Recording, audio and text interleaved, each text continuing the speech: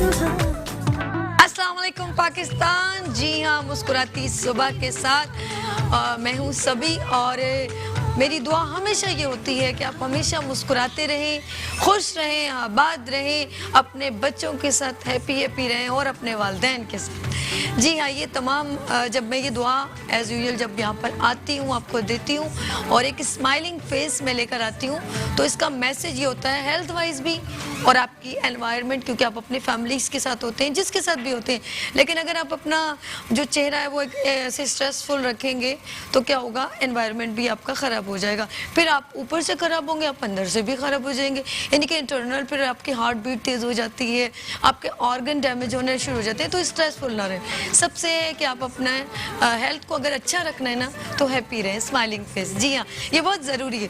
अच्छा, हम बात करते हैं एज़ यूजुअल, ये भी है कि मैं जब आती हूँ आपके लिए एक मैसेज लेकर आती हूँ, और आज बहुत छोटा सा मैसेज आपके लिए ये है कि हम जब अपने बच्चों को, आपने देखा होगा कि हम हमेशा कोशिश करते हैं हमारे बच्चे अच्छी तालीम हासिल करें और अपने मुल्क का नाम रोशन करें, फिर उनके बच्चों के जहन में कुछ ना कुछ एक फोकस होता है कि हम कुछ बेटर करें, लाइक कि इट्स मीन कि उनका कुछ शौक़ होता है। बच्चे ज़ाहिर बात है बाहर दूसरे बच्चों से मिलते हैं तो उनका शौक़ डेवलप होता है कि कुछ लोग फोटोग्राफीज में चले जाते हैं, कुछ लोग उनको साइंस टेक्निकल चीज़ें बहुत पसंद है, तोड़ फोड़, आपने देखा होगा बच्चे गाड़ियाँ तोड़ते हैं फिर जोड़ते हैं, ये उनकी एक एबिलिटी होती है।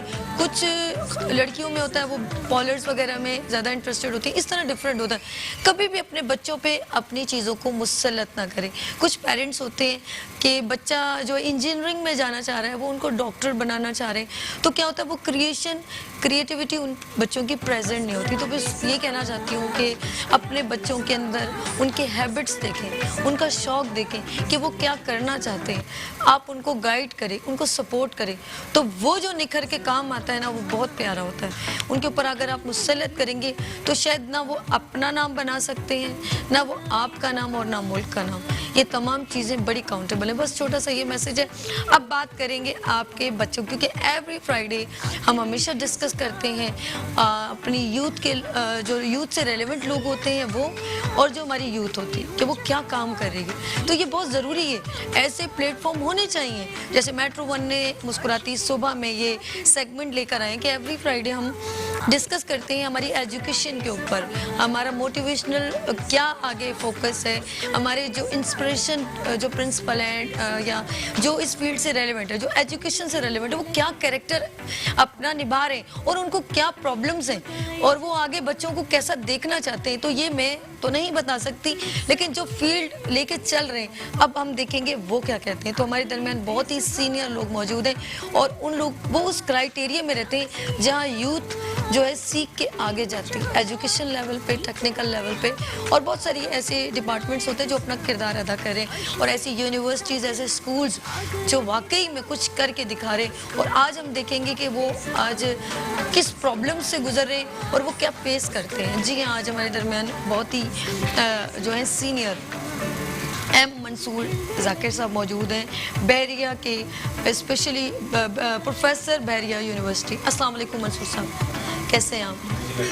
मुझे तो जब इन्होंने कहा ना कि प्रोफेसर साहब आ रहे हैं तो मेरे जहन में पता क्या आया था, बहुत वाइट से बाल होंगे और बहुत एजेड से होंगे, लेकिन आपको देख के मैंने कहा माशाल्लाह ज़बरदस्त। अच्छा है, आपने अपने आप को बहुत यानी कि मैं जब सरप्राइजिंग आपकी एंट्री हुई ना तो मुझे बहुत अच्छा लगा कि प्रोफेसर साहब नहीं, प्रोफेसर साहब का कॉन्सेप्ट ये नहीं पता नहीं कितने जो है बहुत ज़्यादा होंगे, लेकिन अच्छा लगा, वेलकम।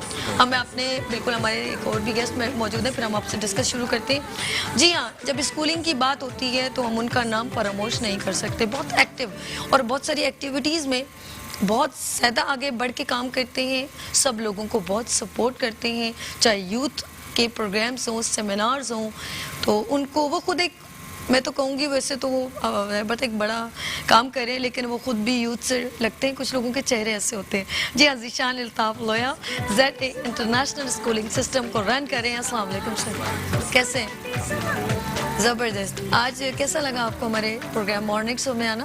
बहुत अच्छा लगा। सबसे पहले आपको मुबारकबाद दूंगा जो आपने नाम रखा मुस्कुराती सुबह, ये बहुत अच्छा नाम है। हम भी स्कूल रन कर रहे हैं तो हमारा पैगाम भी यही होता है। और सुबह जब रिसीव करते हैं गेट से बच्चों को तो मुस्कुराते हुए करते हैं। फर्स्ट जेस्चर हम देते हैं कि हंस के आओ, खुशी के साथ आओ। जब बच्चा सुबह से खुशी के साथ आता है तो उसका पूरा दिन अच्छा गुजरता है। इसी तरह स्टाफ को भी वेलकम इसी तरह करते हैं हम। क्या बात है, ये बहुत खुशाइन बात है जो आपने कहा।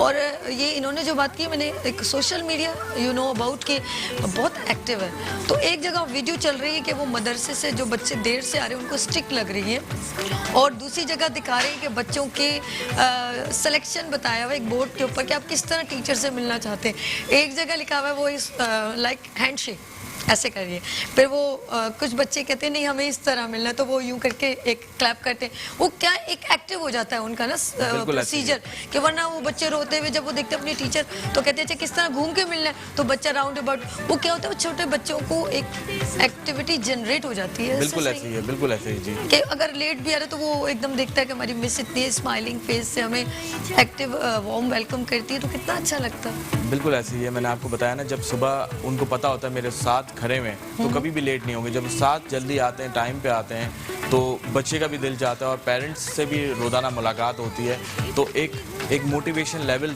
जाग जाता है और पेरेंट्स भी हैप्पी होते हैं सुबह लाने के लिए और बच्चा भी खुशी खुशी तैयार होता है। आ रहा होता तो है। बच्चे का स्कूल का मतलब भी एक खुशी फराम करना है, एक एक्टिविटी फराम करना है, एक अच्छी बेस्ट एजुकेशन फराम करना है। एक प्योरली जैसे आपने शुरू में जिक्र किया कि इसको एक्टिविटी बेस होना चाहिए, स्कूल सिर्फ एकेडमिकली नहीं इसको प्रमोट करना चाहिए। तो हमारे स्कूल्स में इसी तरह होता है कि पूरा एक माहौल दिया हुआ है जिसमें बच्चा अपने आप को खुद ढूंढता है कि मुझे क्या चीज़, क्या फील्ड उसको अट्रैक्ट कर रही है, किस फील्ड में जाना चाहिए।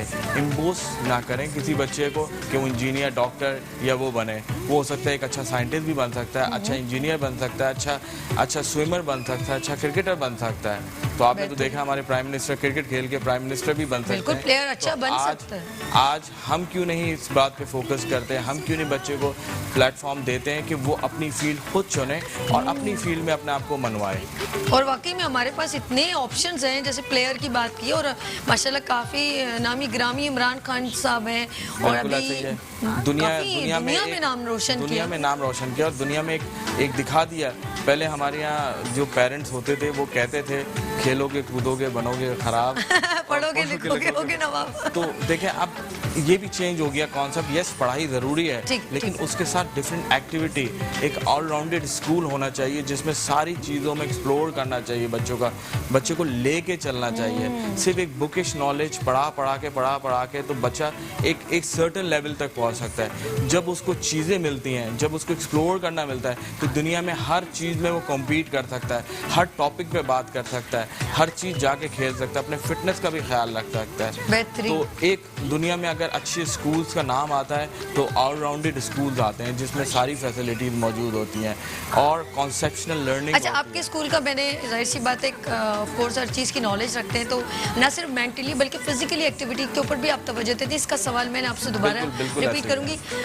जब लेवल बढ़ता है तो बच्चे यूनिवर्सिटी में जाते हैं, ठीक है, वो बिल्कुल मतलब मैं नहीं कहूँगी 100% मैच्योर हो जाते हैं, लेकिन 30 to 40% उनको उस प्रोसीजर से स्कूल्स एंड कॉलेजेस लेवल से निकल चुके होते हैं। कॉलेज यानी कि इतना नॉलेज हो जाती है, दोनों से पास आउट हो जाते हैं। अब हमारे पास एक बड़ा स्टेज आता है और वो डिसीजन भी ले चुके होते हैं कि डिसाइड करें कि इंजीनियरिंग फील्ड में जाना है या हमने डॉक्टर, वो सब कंफर्म हो चुका होता है। अब मुझे बताएं कि कितने लोग हैं जो भी प्रैक्टिकल अपने आप को लेके चलते हैं, कुछ लोग बैक हो चुके होते हैं फाइनेंशियली। इसमें आपने बताना कौन से लोग हैं जो बच्चे बैक हो चुके होते हैं कि वो अपनी चीज़ को कंटिन्यू नहीं, उसकी रीज़न क्या है? तो देखिए, पहली बात तो ये है कि ये एक मफरूज़ा है कि बच्चा खुद फैसला कर रहा है कि मुझे क्या पढ़ना है।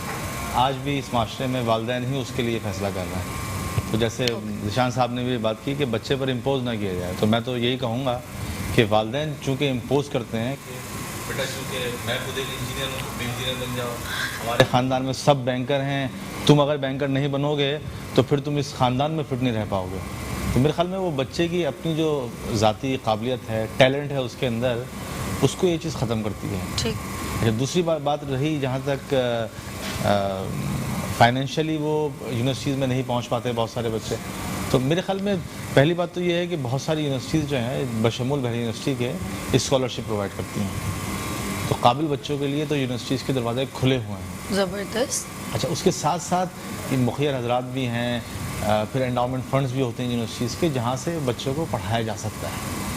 मगर उसके बावजूद भी बेशतर बच्चे ऐसे हैं जो कि काबिलियत रखने के बावजूद भी नहीं आ पाते, क्योंकि हर यूनिवर्सिटीज़ के पास बहरहाल सीट्स की तादाद जो है वो महदूद होती है, उससे ज़्यादा वो बच्चे नहीं ले सकती। अच्छा, यहाँ पर जो एक बुनियादी सवाल है वो ये है कि तालीम फराहम करना जिम्मेदारी किसकी है? बहुत अच्छी बात की। ये मेरे बुनियादी सेकंड सवाल क्वेश्चन था, मैंने कहा अब कंटिन्यू बात करें तो सेकंड बुनियादी सवाल सवाल ये पे सवाल जो है हमारी होस्ट कि कर फराहम रही है। करना जिम्मेदारी किसकी है? बिल्कुल।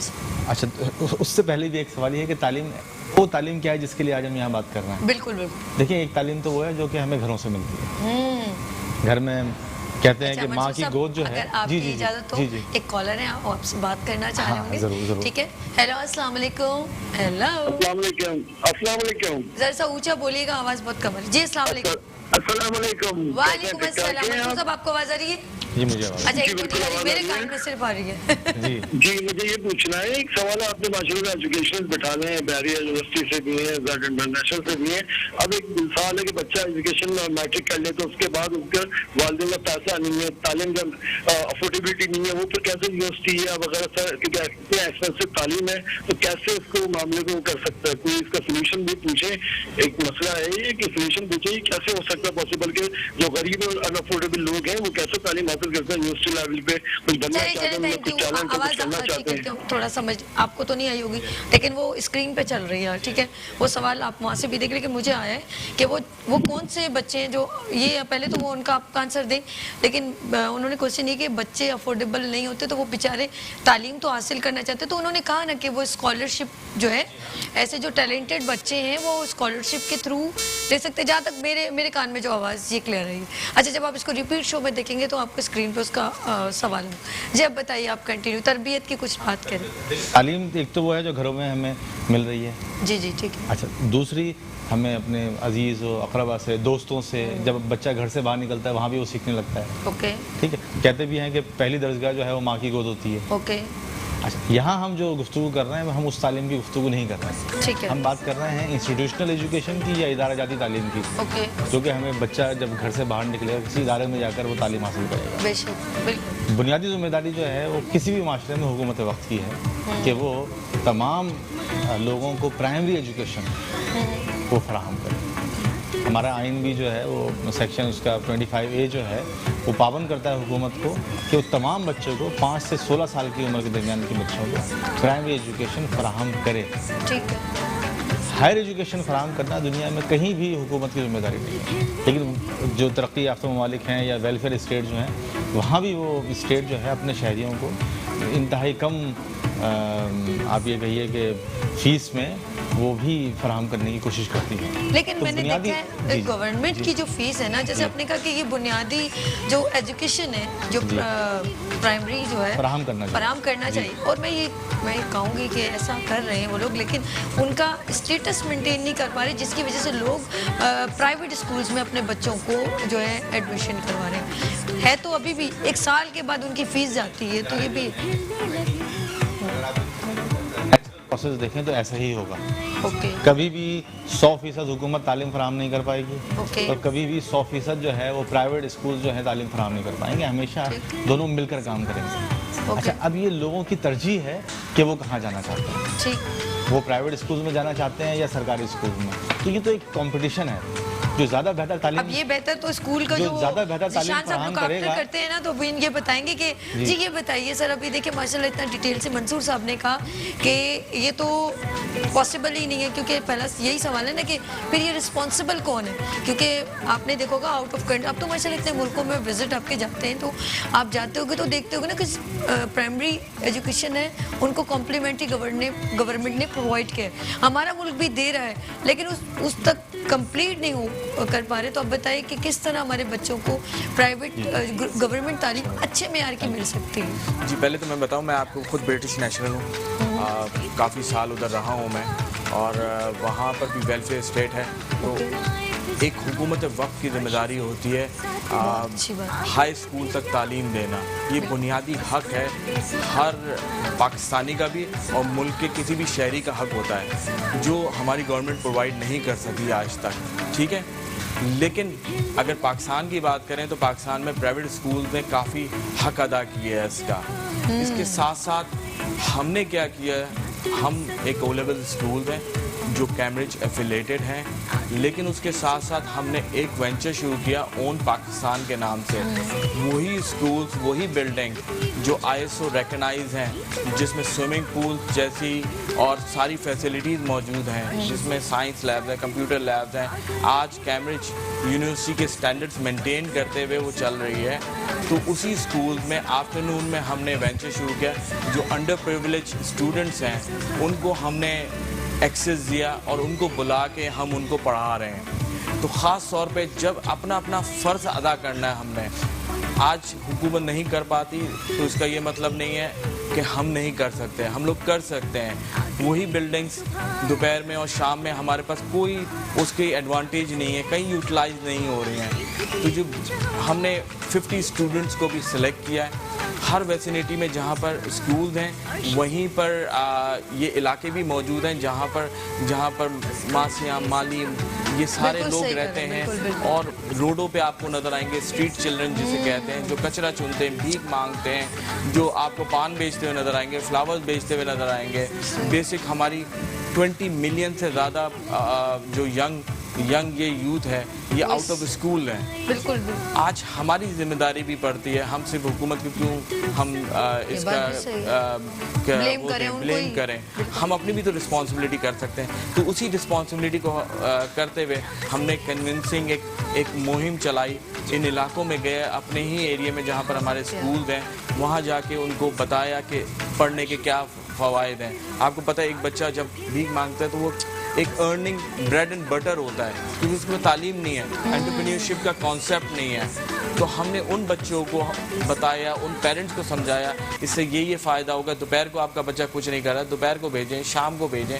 तो हमने उनके लिए ट्रांसपोर्ट से लेके बुक से लेके एवरीथिंग फ्री की, और उनको उन्हीं बच्चों को उसी एयर कंडीशन क्लासेस में पढ़ा रहे हैं। वही स्विमिंग पूल वो यूज़ करते हैं जहाँ पर एक अमीर बच्चे पढ़ते हैं, जो माँ बाप अफोर्ड कर सकते हैं, उनके बच्चे पढ़ते हैं। वहीं एक कचरा चुनने वाला बच्चा भी, भीख मांगने वाला बच्चा भी उन्हीं क्लास में आफ्टरनून में, इवनिंग में आपको पढ़ता हुआ नज़र आएगा। और ये हमें 1.5 साल हो गया ये वेंचर चलाते हुए, और इसका इतना अच्छा रिजल्ट है। आज बच्चों की पर्सनैलिटी ग्रूमिंग हो गई है, बेसिक उनको बोलना लिखना आ गया। हमारे तो प्रॉब्लम ये है कि इंग्लिश बैरियर तो है, उर्दू भी सही तरह नहीं बोल सकते, उनको उर्दू बोलना भी नहीं आती है, तो एक सलीका नहीं आता। तालीम का मतलब सिर्फ बुकिश नॉलेज नहीं है, एक कैरेक्टर बिल्डिंग है, जो कि बहुत ज़रूरी ग्रूमिंग है। हर बच्चे को चाहिए उसकी पर्सनैलिटी ग्रूमिंग हो, वो एक माशरे में हक अदा कर सके, उसको अच्छे बुरे की तमीज़ हो। ये तो इसका बुनियादी हक है ना, ये हम उसको इसी वेंचर के थ्रू सिखा रहे हैं। और जैसे आपने बात की कि दुनिया भर में मेरा विजिट होता है, यस, अल्लाह पाक ने मुझे बड़ी मौका दिया, न्यूजीलैंड से लेके कनाडा, अमेरिका, ये तो मेरा सेकंड होम है, तो यूरोप तो बहुत आसानी है। लेकिन सब जगह तालीमी निज़ाम देखने का मौका मिला, और उनके साथ डिस्कशन कॉन्फ्रेंसेस और काफ़ी वर्कशॉप्स अटेंड भी की और दी भी हैं। तो ये इससे पता चलता है कि तालीम कहाँ पर है। हमने कॉम्पीट अपने मुल्क के लिए नहीं बच्चे को बनाना। जैसे स्कॉलरशिप की बात हो रही थी, सिर्फ पाकिस्तान में बच्चे को स्कॉलरशिप नहीं मिलती, वो दुनिया में कॉम्पीट कर सके, दुनिया की बेस्ट यूनिवर्सिटीज़ में, वहाँ पर भी स्कॉलरशिप ओपन होती हैं। सिर्फ पढ़ाई के ज़रिए नहीं होती, तालीम के अलावा दूसरे शोबे भी होते हैं। उनको म्यूज़िक स्कॉलरशिप भी मिलती है, उनको स्पोर्ट्स स्कॉलरशिप मिलती है, उनको एज आर्टिस्ट भी मिलती है। तो ये भी एक है जो पेरेंट्स को नहीं पता। आज वो भी तालीम के ही शोबे हैं, ये सारे भी तालीम के ही शोबे जाते हैं। लोग नहीं समझते ना, लोग उनको बनाना चाहते हैं। जैसे पेरेंट्स का एक कॉन्सेप्ट सुने समझें, सब कहते हैं हमारे बच्चे को जब एडमिशन के लिए आता है, कोई ये नहीं कहता कि एक अच्छा इंसान बनाना है। ठीक है, ये हमारा बुनियादी फर्क है। सिर्फ वो कहते हैं कि मेरे बच्चे को डॉक्टर बन जाए, इसके जी स्टेट एज आ जाए, स्टेट हम। लेकिन कुछ लोग ऐसे भी हैं, बहुत अफोर्डेबल होते हैं, तो उनको बस पैसे की कमी नहीं, आप इसको बस पढ़ाएं, इसको कुछ अपना जैसा बना दें, ये कर दें। वो बच्चे का क्राइटेरिया नहीं देखता कि उसकी सोच क्या है, वो क्या करना चाहता है। कभी कभी ऐसे लोग भी हमें फेस करते हैं, हम लोग बिल्कुल करते हैं। मैंने आपको बताया ना, जैसे हमारी एफिलिएशन कैम्ब्रिज के साथ है और प्राइमरी लेवल पे भी है। जी। We are the one of the school in Pakistan जो प्राइमरी लेवल पे भी कैम्ब्रिज की करिकुलम और सारी चीज़ें करा रहा है, यानी कि अनसीन प्राइमरी लेवल पे भी आते हैं। जो इंग्लैंड में बैठ के आज बच्चा प्राइमरी लेवल पे क्लास 5 और 6 में पेपर देता है, वही बच्चा क्लास 5-6 में हमारा भी बच्चा अनसीन पेपर वही स्टैंडर्ड का देता है। अभी 2 दिन पहले हमारा रिजल्ट आया माशाल्लाह, पिछले कई सालों से हमारा आउटस्टैंडिंग रिजल्ट है जिसमें 6 बैंड होता है, इनका हाईएस्ट बैंड होता है, वो बच्चे ले रहे हैं प्राइमरी लेवल पे, सेकेंडरी लेवल पे। तो सेकेंडरी लेवल पे भी क्लास 7th 8 में दोबारा बच्चा अपेयर होता है वही स्टैंडर्ड के साथ जो आज इंग्लैंड में एक बच्चा बैठ के दे रहा है, दुनिया के किसी कोने में कैम्ब्रिज यूनिवर्सिटी का एग्ज़ाम दे रहा है, सेकेंडरी में प्राइमरी में वही बच्चा देता है। मेजॉरिटी स्कूल यहाँ पर सिर्फ O levels and A levels पे कॉन्सेंट्रेट करें और उसके एग्जाम्स कराना है। जिशान साहब, आपकी बात को इंक्लूड करूंगी, मैं एक रियल बता रही हूँ कि इन्होंने जो अपने स्कूल का जो कहा है ना, वो स्टैंडर्ड जो मेंटेन किया है, रियली अप्रिशिएट बहुत ज़्यादा मैं करती हूँ। और अगर इस तरह बच्चा ऐसे इदारों से जब निकलते हैं ना, तो डेफिनेटली वो कुछ करके दिखाते हैं। क्योंकि इन्होंने जिस तरह कहा कि पढ़ाई के साथ साथ अगर ग्रूमिंग एक की जाए नेचुरल वे पे, इट्स मीन कि वो जो बच्चा बनना, ये लोग अपने उनके पेरेंट्स को भी लुक आफ्टर करते हैं ना, कि क्या वो मुसल्लत नहीं करते। तो मेंटली जहनी एक्टिविटी जैसे इन्होंने कहा आर्ट है या स्पोर्ट्स है, ये सब चीज़ें ये बच्चों को ग्रेजुअली ग्रूमिंग जो स्टार्ट होती है ना, उस वक्त ही कर दी जाए ना, तो वो बच्चा कुछ बहुत बेहतरीन चीज़ को नमूदार करता है। बिल्कुल ऐसे ही है। जैसे हम जब स्कूल डिज़ाइन कर रहे थे तो हमने बोला कि हमारे बोर्ड ने डिस्कस हो रहा था, तो मैंने बोला I want swimming pool, at least half Olympic size swimming pool हमारे पास होना चाहिए इंडोर, क्योंकि मुझे नेशनल चैंपियन बनाने हैं। वाह, और आज तक हमारे गए नहीं है इतने खास के लड़कियां या अब इंशाल्लाह जो नहीं आ रही, नहीं फैसिलिटीज देंगे तो बच्चे प्रोडक्टिव होंगे ना, रिजल्ट ओरिएंटेड होंगे। आपने फैसिलिटीज नहीं दी हुई, आप फिर उनसे रिजल्ट्स मांग रहे हैं, तो रिजल्ट्स कहाँ से होंगे? आज कोई ओलंपिक्स में हमारे बच्चे जा सकते हैं? आज हम सोचें ओलंपिक में कोई स्विमिंग में या दूसरे शोबे में जाता है, बहुत मुश्किल से एक आध कोई चला भी जाता है, क्योंकि फैसिलिटीज़ नहीं है। ये स्कूल लेवल की, स्कूल वालों की जिम्मेदारी है और माँ बाप की जिम्मेदारी है कि ऐसा स्कूल ढूंढें जहाँ पर उनके बच्चे को एक हैप्पीनेस मिले, खुशी मिले। जैसे शुरू में हमारी बात होती है मुस्कुराती सुबह, आपका नाम है, तो मुस्कुराहट उसको पता चले, वो अपने आप को एक्सप्लोर करे। तो सुबह मम्मी मेरे पेट में अच्छा बच्चे से ना, जब छुट्टी जी बच्चे तो दर्द हो रहा है, हम भी करते थे ऐसा, हम भी स्कूल लाइफ में इसी तरह करते थे, बहाने ढूंढते थे स्कूल से ऑफ। अच्छा, एक और बात आपकी ऐड करूं, अनफॉर्चुनेटली हमें ये फैसिलिटीज मौजूद नहीं थी। अच्छा, इसके रीजन है, बताओ पहले, सॉरी आप पहले ये होता था कि ना स्कूल की वही बात है कि हमारी किताबों का और एजुकेशन का बर्डन था, हमें फिजिकली एक्टिविटी का नहीं था कि हम खुशी जाएं और आज तो हमने ये करना है ना, तो वो हमें वो होमवर्क कैसे दिया जाता था, बस इधर से इधर तक याद करना है, कल ये टेस्ट यूँ है, वो एक प्रेशराइज सिस्टम था। उसका भी मैं आपको बता देता हूँ। जैसे मैंने बताया, फिर हमने स्विमिंग पूल बनाया हाफ ओलंपिक साइज, तो हमें उसकी इफ़ादत पता चल रही है कि अपने स्कूल में इन हाउस स्विमिंग पूल जैसी फैसिलिटीज़ बनाने, क्योंकि सबसे एक्सपेंसिव ये प्रोजेक्ट होता है किसी भी स्कूल में बनाना। तो उससे ये हुआ, हमारे नेशनल चैंपियन बच्चे बनना शुरू हो गए। लड़कियों में भी चैंपियनशिप लड़कियां भी करती हैं। अच्छा, इंडोर पूल है तो लड़कियों के लिए भी इंतज़ाम है कि लड़कियां अपना आराम से स्विमिंग कर सकती हैं और टाइमिंग के हिसाब से लड़के भी कर सकते हैं। जहाँ तक आपने एकेडमिक की बात की, तो जब हम कैम्ब्रिज की बात करते हैं, हमने बोला कि प्राइमरी लेवल पे भी बच्चे को अनसीन पेपर आता है, तो हमने कैंपस ऐसे डिज़ाइन किए हैं, सब इलेक्ट्रॉनिक बोर्ड्स लगे हुए हैं, उसमें स्मार्ट बोर्ड लगे हुए हैं, ऐप बनाए हुए हैं, नो होमवर्क, नो बुक्स यानी कि स्कूल में ही होती हैं, बच्चे वहीं से रीड आउट करते हैं, सिर्फ रीडिंग के लिए लेके जाते हैं या कोई असाइनमेंट मिलता है तो उसके लिए लेके जाते हैं। जो बोझ बच्चों का है ये बैग का, जो आपके स्कूल में बहुत सारी किताबें जी होती हैं, लेकिन उसको बहुत कंसाइज करके, बहुत कम करके, सिर्फ जो होमवर्क होता है वो बच्चे लेके जाते हैं, और वो भी प्रोजेक्ट की शक्ल में लेके जाते हैं। जैसे मैंने आपको बताया ना, इसके लिए आपको टीचर्स ट्रेन करना बहुत ज़रूरी होता है। जब तक माशरे में आपको अच्छे टीचर्स नहीं मिलेंगे, जैसे भाई बता रहे थे यूनिवर्सिटी लेवल पे स्कॉलरशिप प्रोवाइड की जाती हैं और इतना अच्छा इदारा ये चला रहे हैं, तो इनको लामौला एक क्वालिटी टीचर चाहिए बच्चे को उस लेवल पे पहुंचाने के लिए। तो उसके लिए हमारी जो एफिलेशन है, पूरी दुनिया में हमारी जो कॉन्फ्रेंसेस होती हैं कैम्ब्रिज की, उसमें हमारे टीचर्स जाते हैं और मास्टर ट्रेन होके आते हैं, और फिर यहाँ पर हम उसकी ट्रेनिंग की, क्योंकि हमारा स्टाफ माशाल्लाह काफ़ी ज़्यादा है, तो उसको ट्रेन करते हैं। जहाँ तक हमारी बात हुई कि बच्चे को तैयार करना एकेडमिकली, तो मैंने आपको बताया जब इलेक्ट्रॉनिक बोर्ड्स होते हैं तो उसमें सारा करिकुलम ऑलरेडी बिल्ट इन है, तो टीचर का टाइम तकरीबन 5 से 8 मिनट जो बोर्ड पे लिखने का टाइम है वो सब रिड्यूस हो जाता है।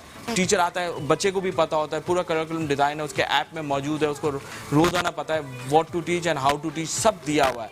तो इतना ईज कर दिया है। आज एजुकेशन बहुत ईजी है अगर समझ के पढ़ाई जाए, समझाई जाए और इंटरैक्टिव होनी चाहिए बच्चे को, और बच्चे को पढ़ा। काश ईशान साहब आप जैसे जो जिस प्रोसीजर से जिस तरह बच्चों को ट्रेन कर रहे हैं, अल्लाह पाक ऐसे सबको करें।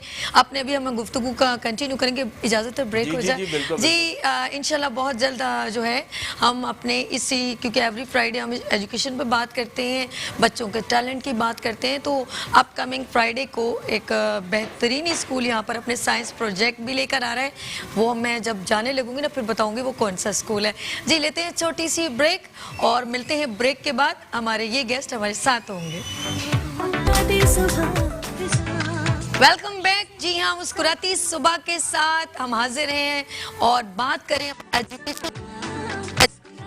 इतनी सारी बातें होती हैं क्योंकि ये एक ऐसी रिस्पॉन्सिबल जॉब है जो अगर कहीं से भी लैक होगी तो हमें डायरेक्ट हिट होगा हमारा मुल्क, क्योंकि अगर अच्छी जनरेशन हम क्रिएट नहीं कर पाएंगे तो हम बहुत सारे जितने भी ममालिक हैं उनसे बहुत पीछे रह जाएंगे। और अब देखते हैं कि हमारे जो गेस्ट हैं वो इस बात से वाकई में एग्री करते हैं। क्यों ज़ीशान साहब वेलकम अगेन एंड मंसूर साहब वेलकम अगेन। मैं बात सही कह रही हूँ? बिल्कुल ठीक कह रही हैं जी। मैं इसके लिए आपको बता दूं, हमारे बच्चों ने कॉम्पीट किया, अभी ISA अवार्ड हुआ था, इंटरनेशनल स्कूल अवार्ड, तो वो भी जीता है। इसका क्राइटेरिया क्या होता है? इंटर एक्सचेंज प्रोग्राम्स होते हैं। हमने डिफरेंट कंट्रीज जाके, मेरी खुद विजिट होते हैं और बच्चों के भी विजिट्स होते हैं, साथ साथ हमारे स्टाफ की भी विजिट्स होते हैं। तो एक इंटरैक्टिव डेवलप करते हैं जो बच्चे टीचर्स के दरमियान होते हैं, स्कूल टू स्कूल होते हैं, जिसमें मलेशिया के साथ हमारी कोलैबोरेशन हुई है, काफ़ी स्कूल से, जॉर्डन के साथ हुई है, दुबई के साथ हुई है, टर्की के साथ हुई भी है, अमेरिका में हमने 5 MOU भी साइन किए हैं, उनके साथ इंटरैक्शन शुरू हो गई। यूके तो ज़ीशान साहब आप तो बड़े एक्टिव चल रहे हैं, क्या बात है। आपने तो सब स्कूल, मुझे लग रहा है जिस लेवल पे आप काम कर रहे हैं, मैं तो कहूंगी कि आपके बच्चे वहां से जितने भी निकल रहे हैं सब कुछ ना कुछ अगर एवरेज लगाए आफ्टर 10 ईयर, तो मैं तो कहूंगी कि यूर यानी कि इन द कराची से कहूंगी बेस्ट स्कूल आप उभर के आएंगे। आप ये बताइए मुझे, इन्होंने तो अब मैं तो सवाल समझ में नहीं थी कि इतना एफर्ट एक प्राइवेट तौर पे। आप मुझे बताएं यूनिवर्सिटी से जो बच्चे प्रोजेक्ट डिस्प्ले करते हैं, आपने कहा कि जैसे मैंने सर सैयद यूनिवर्सिटी की बात की, इंजीनियरिंग रिप्रेजेंट करते हैं, एक ऑटो शो में जाना हुआ, मैं अपने नाज़रीन से कहूँगी आउटस्टैंडिंग प्रोजेक्ट थे बच्चों के, और उन्होंने स्पोर्ट्स कार और ये सब कुछ डिस्प्ले किया हुआ था। ये यूनिवर्सिटी लेवल की बात हो रही है। सर मुझे बताएं, ऐसे बच्चे जो प्रोजेक्ट बना देते हैं, ड्रोन है या कुछ भी उसमें ऐड करते हैं, ड्रोन जैसे बना, फिर उसमें कुछ और चीज़ें ऐड की, वो भी मैंने देखी, फिर उसके अंदर कुछ लोगों ने प्लेन छोटा सा बनाया, कुछ बहुत सारी चीज़ें, ये बच्चों के प्रोजेक्ट है। तो ये क्या आखिर तक क्या चलता है? आपके इस सवाल से पहले ज़ीशान साहब ने माशाल्लाह बहुत अच्छा बताया कि वो क्या क्या काम कर रहे हैं। उस पर मैं थोड़ा सा तबसरा करना चाहूँगा कि मेरे ख्याल में ये काम जो आप इतना माशाल्लाह अच्छा कर रहे हैं, मगर ये फिर भी सोसाइटी के एक मखसूस तबके को ही ये कैटर कर पाएंगे। ओके। और ये काम जो है, और ये हुकूमत को इल्ज़ाम देना नहीं है, हुकूमत को टैक्स देना है, क्योंकि हम उसको टैक्स देते हैं। हम देते हैं सर। अगर टैक्स देते हैं, और कोई दूसरे ममालिक में भी अगर आप देखें ऐसा ही होता है, वहाँ के शहरी उसको टैक्स देते हैं और उसके नतीजे में हुकूमत वो सर्विसेज फराहम करती है, वो हमारे नहीं मिल रही है। उसमें से एक जो बुनियादी सर्विस है वो तालीम भी है। अगर मैं आपको बताऊँ, साउथ कोरिया जो है इस वक्त पूरी दुनिया में प्राइमरी एजुकेशन में नंबर 1 है, और उनका जो बजट होता है सिर्फ एजुकेशन के लिए वो $14 बिलियन से ज़्यादा होता है। ओके। और पाकिस्तान में इस वक्त जो हमारा जो बजट आया है उसमें तालीम के लिए 3% से भी कम एलोकेट किया है। इसको आप इस तरह से समझ लीजिए कि अगर एक शख्स 1 लाख रुपए कमाता है जी, और वो ये कहता है अच्छा हम तालीम के लिए अपने बच्चों पर सिर्फ 3,000 रुपये खर्च करेंगे 1 लाख रुपए में से, तो आप उसकी तरजीहात समझ सकती हैं कि बाकी 97,000 रुपये वो कहाँ खर्च करेगा, और सिर्फ 3,000 रुपये खर्च करके वो ये समझेगा कि मेरे बच्चे जो हैं वो पूरी दुनिया से कम्पीट कर पाएंगे। तो ये मेरे ख्याल में एक ख्वाब ही हो सकता है, हकीकत नहीं हो सकती। तो ये जिम्मेदारी बहरहाल हुकूमत की रहेगी ओके ये सब कॉलर है हमारे दरमियान, जी। लेकिन पहले मुझे क्लियर करें, आवाज यहाँ पर आएगी इनको, मुझे आएगी तो फिर वो तो आप सवाल दोहरा दीजिए। सवाल दोहरा देती हूँ। अच्छा याया साहब जी वेलकम।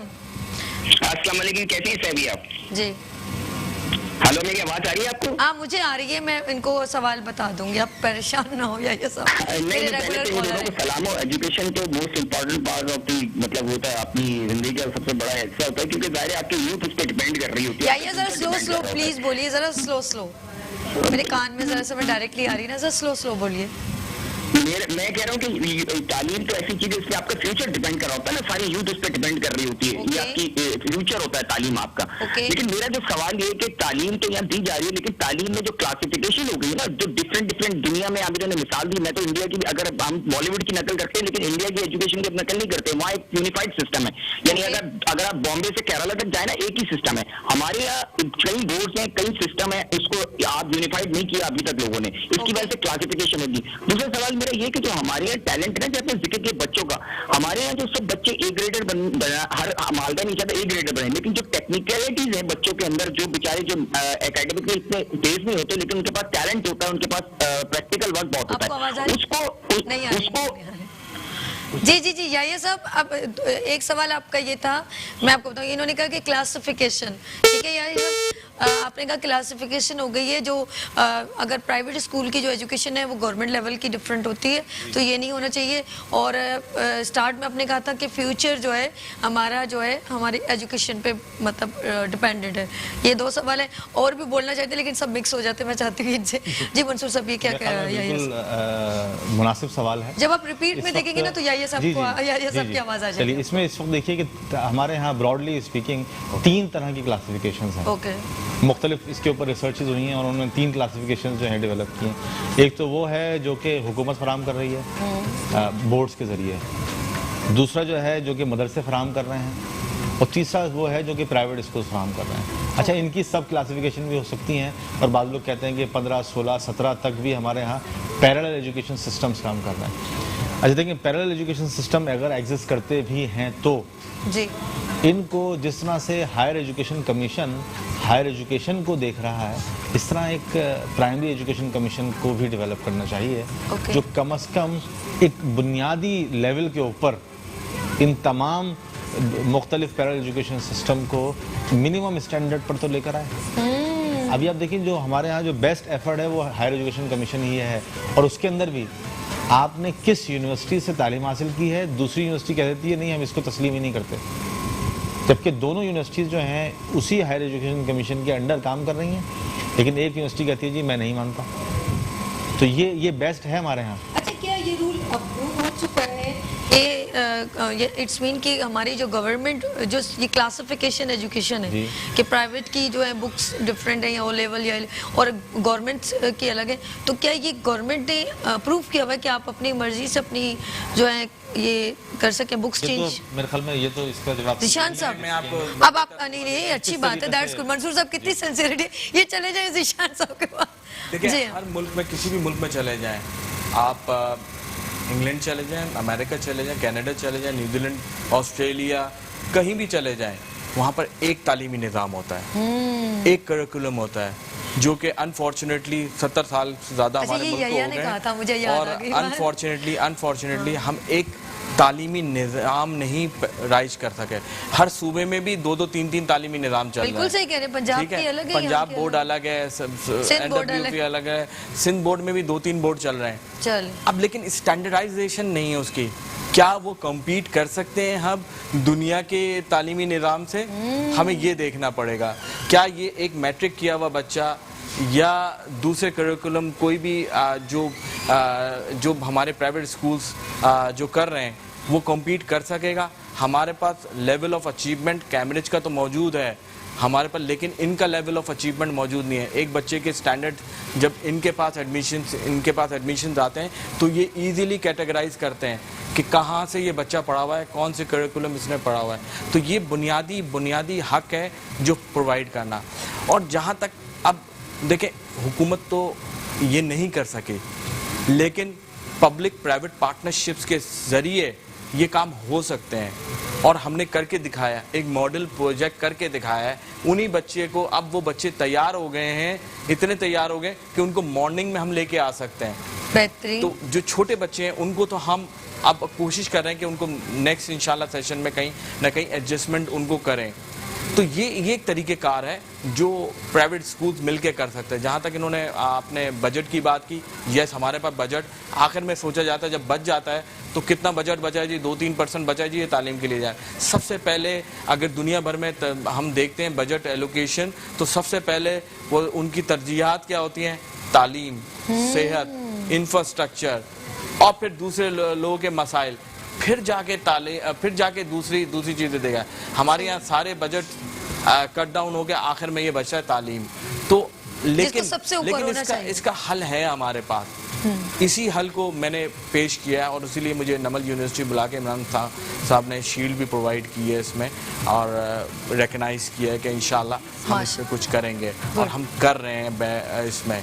आपने भी एक डाल दिया कि एप्लीकेशन के भाई सब जो एप्लीकेशन डाली अवेयर किया कि भाई ये इस तरह होना चाहिए। जैसे इमरान खान साहब कहते हैं जी हमारे पास आए दुनिया का सासा है, ये लोग हमारे जो लोग रह रहे हैं मुल्क से बाहर, वो आके अपनी एक्सपर्टीज। देखिए जीशान साहब, आपने खुद कहा कि बाहर मुल्क में एक ही सिस्टम है एजुकेशन का।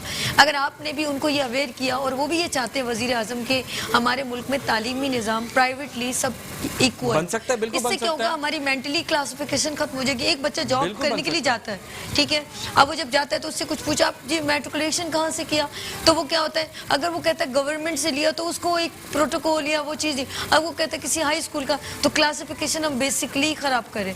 आप बेशक आगे यूनिवर्सिटीज़ हैं जो हैं वो जो भी हो, लेकिन प्राइवेट प्राइमरी सेक्शन जो है वो सबका इक्वल होना चाहिए। मैं ये समझ, देखिए बिल्कुल होना चाहिए ना, मैंने आपको बताया और ये हो सकता है आज भी। आज हमारे पास प्रोफेसर्स बैठे हुए हैं और एजुकेशनिस्ट बैठे हुए हैं, क्यों नहीं आप जैसे लोग अगर इस तरह की आवाज उठाएंगे तो जरूर होगा। बिल्कुल, सिर्फ आवाज नहीं उठाने, उनको कंक्लूड भी करना है, कंक्लूजन भी देना है कि हम इसके तहत ये 2 करोड़ जो बच्चे जो आउट ऑफ स्कूल हैं इनको किस तरह स्कूल में ले आए और एक स्टैंडर्डाइज निज़ाम किस तरह पैदा कर सकते हैं, पूरे पाकिस्तान का एक तालीमी निज़ाम किस तरह कर सकते हैं। बहुत अच्छी बात, बिल्कुल कर सकते हैं। आज हमारे स्कूल से बच्चे जाके वर्ल्ड टॉप अचीवर, जहाँ आप रिजल्ट्स की बात करें थी, इसका आउटकम क्या होता है, बच्चे क्या रिजल्ट लेते हैं, हमारे स्कूल का बच्चा जब वर्ल्ड टॉप अचीवर बन सकता है, वर्ल्ड टॉप अचीवर पूरी दुनिया में से, तो यहाँ दूसरे स्कूल्स या एक करिकुलम करके हमारे पास टैलेंट की, जिस तरह सवाल आया था भाई का, तलत भाई थे, उन्होंने सवाल भी किया था कि टैलेंट की कमी नहीं है, या भाई ने, तो टैलेंट की कमी नहीं है, बाकी हमारे मुल्क में टैलेंट की कमी नहीं है। आप देखें ठेले में भी बच्चा या चाय बेच रहा होता है, उससे भी अगर बात करेंगे तो उसके कहीं ना कहीं हिडन टैलेंट है। एक अच्छा उस्ताद ही उसके टैलेंट को बाहर निकाल सकता है। एक माशरे में वो कहीं ना कहीं कंट्रीब्यूट कर सकता है, जो अनफॉर्चुनेटली कंट्रीब्यूट नहीं कर रहा। आपकी बात को मैं ऐड करूंगी कि पेशावर में बच्चा है और वो एजुकेटेड इतना नहीं है, छोटा है, वो 10-11 साल का, उसने छोटी सी कुछ वो प्याज से लेके कुछ इलेक्ट्रोलाइट कुछ इस तरह करके उसने बल्ब ऑन कर दिया। मैं हैरान और परेशान, वो आलू का और जो उसमें ज़बत है केमिकल कुछ होता होगा, अब मुझे इतना केमिस्ट्री के लेवल की तो बात नहीं पता, लेकिन उसने कुछ कहा कि इसको इसमें ज्वाइन करें और मैं सोचों में पड़ गई कि बच्चे की एज देखो और उसकी जहनी सतह देखो कि उसने कैसे एक बल्ब थोड़ी देर के लिए ऑन। लेकिन दुनिया में ना ये रिकॉग्नाइज किया जाता है, बड़ी बात जैसे है। एक म्यूजिक, कोई बच्चा म्यूजिशियन अच्छा है, म्यूजिक अच्छी प्ले करता है, क्या गिटार, कोई भी हारमोन, कोई भी म्यूजिक प्ले करता है, तो उसको स्कॉलरशिप मिल जाती है। प्राइवेट स्कूल में, प्राइवेट यूनिवर्सिटीज उसके लिए फ्री हो जाती हैं, दरवाजे खुल जाते हैं। बिल्कुल, मेरा बच्चा खुद इंग्लैंड में क्रिकेट खेलता रहा है माशाल्लाह, और from young age, at the age of 11 he got a scholarship in the school, private school में, जिसकी फीस आप आज सोचा जाए तो बहुत ही मुश्किल है, यानी कि 25,000 पाउंड एक बच्चे की फीस है सालाना उधर, वो उसको स्कॉलरशिप वहाँ पे मिली थी सिर्फ क्रिकेट की बेस पे। इसी तरह म्यूज़िक की बेस पे मिलती है, इसलिए आर्ट्स की जो मैंने आपको बताया। तो हमारे यहाँ भी ये जिम्मेदारी है स्कूल्स की, प्राइवेट स्कूल्स की, कि अपनी स्कॉलरशिप ओपन करें और स्कॉलरशिप दें, क्योंकि टैलेंट की कमी नहीं है। कुछ कहना चाह रहे हैं? कॉन्फ्लिक्ट ऑफ इंटरेस्ट की भी बात आती है ना। अच्छा, देखिए बहुत सारे इदारे जो हैं उनका मकसद फॉर प्रॉफिट है, तो वो उसी तरह से काम करेंगे। वो भी बुरा नहीं है ना, नहीं अगर बुरा नहीं profit है, कमा रहे हैं तो सही है, उनका मैंने बुनियादी तो हक है। ये नहीं कहा कि वो बुरा है, उनका वो इसीलिए खुले हैं ना। बिल्कुल ठीक है। ठीक है। अगर ये हमारा जी। गवर्नमेंट लेवल के ये लोग काम अच्छा कर रहे ये जो गवर्नमेंट की आप बात कर रही हैं मैडम, तो ये गवर्नमेंट में ये चीज़ें मौजूद थी।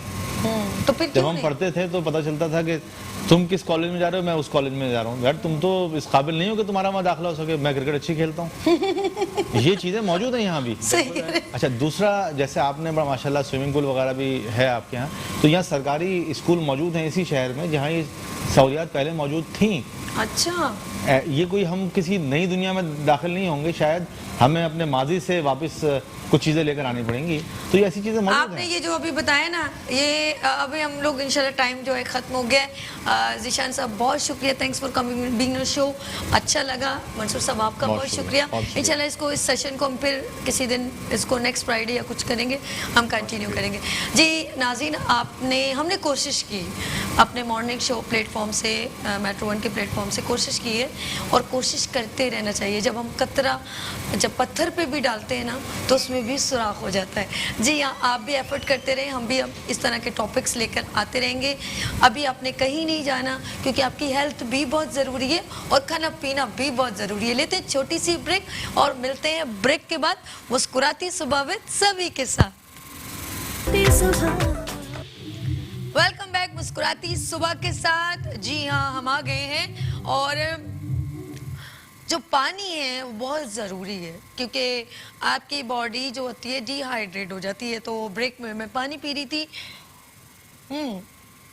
और जब मैं कहती हूँ, जैसे मैंने ब्रेक में जब जा रही थी तो मैंने कहा हेल्थ बहुत ज़रूरी है, खाना पीना बहुत ज़रूरी है, लेकिन हर चीज़ में एतदाल बहुत ज़रूरी है, और अच्छी डाइट खाना बहुत ज़रूरी है। लेकिन सम टाइम हमारे पास इतनी चीज़ें होती हैं, हम खा लेते हैं, हमें मालूम ही नहीं होता।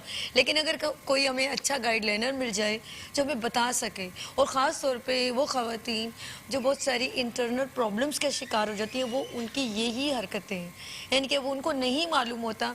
अब जैसे ऑयली खाना है तो बेइंतहा खा लिया, और बहुत सारी चीज़ें हैं, मैं तो नहीं बता सकती। समटाइम हम तो ख़वातीन को जब देखते हैं तो मुझे मालूम है बहुत सारी ऐसी चीज़ें, लेकिन मैं चाहूँगी कि अगर वो कोई ऐसा पर्सन बताए जिसको इसकी नॉलेज हो, तो वो बेहतरीन सिर्फ पर्सन एक ही हैं जो मेरे हर फ्राइडे के शो में आते हैं बेहद इसरार पर, क्योंकि हम आपकी सेहत को बेहतर जानते हैं। जी, प्रोफेसर डॉक्टर हकीम अस्करी साहब, जिनके खून में, ब्लड में जो है वो तिब्बे नबवी और तमाम हिकमत का एक सिस्टम आगे तक चला रहे हैं।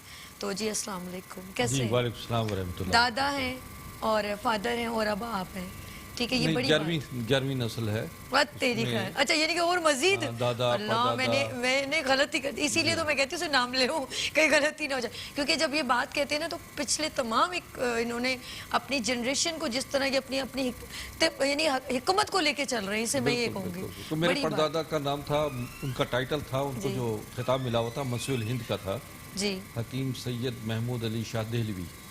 दिल्ली से ताल्लुक़ रहा है हमारा। जी। और मेरे परदादा ने बहुत उसमें हमायूदीन सल्तनत के मौलिज थे।